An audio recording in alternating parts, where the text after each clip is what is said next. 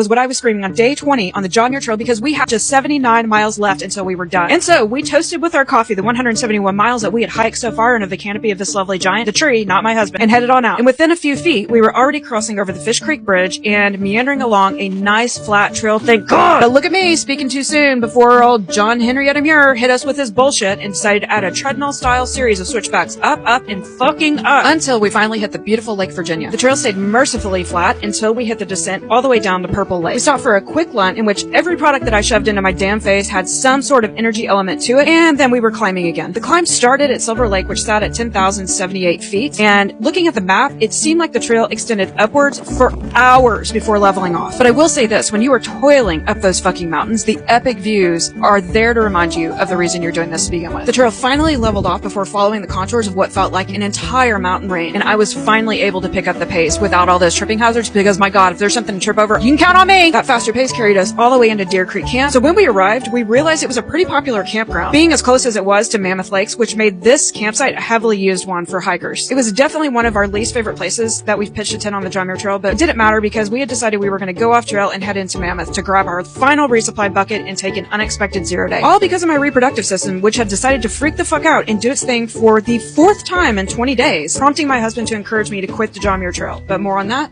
later.